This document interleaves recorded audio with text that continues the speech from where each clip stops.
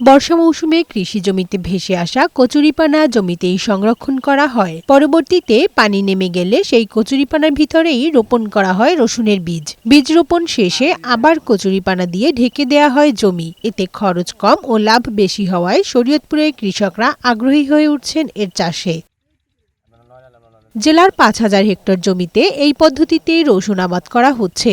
এই পদ্ধতিতে ফলন বেশি হবে বলে আশা কৃষকদের। হাল চাষের মাধ্যমে রসুন আবাদে খরচ বেশি ও ফলন কম হয় বলে জানান তারা। তবে কৃষকরা অভিযোগ করেন সার ব্যবসায়ীরা সংকট সৃষ্টি করে অতিরিক্ত দামে সার বিক্রি করছে।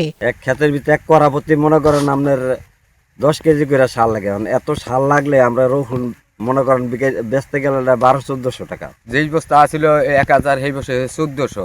এই একটা মানে এই যে জায়গা লাগে 10 কেজি, এই জায়গায় মানে 5 কেজি কি রকম আসে গৃহস্থে। যদিও কৃষকদের এই অভিযোগ অস্বীকার করেছে সার ব্যবসায়ীরা। আমরা সরকারি মূল্যে সার বিক্রি করতেছি, আমাদের এখানে তেমন একটা সমস্যা নাই আর কি। খুচরা প্রতিনিধি যারা আছে তারা হয়তো একটু বাড়ায় বেচতে পারে, কিন্তু আমাদের তরফ থেকে আমরা সঠিক মূল্যে এবং সরকারি নির্ধারিত মূল্যেই বিক্রি করতেছি। অতিরিক্ত দামে সার বিক্রি করার অভিযোগ পেলে প্রয়োজনীয় ব্যবস্থা নেওয়ার আশ্বাস দিয়েছেন জেলা কৃষি কর্মকর্তা। আমাদের রবি মৌসুমের ফসল রোপণ করা প্রায় শেষের পথে।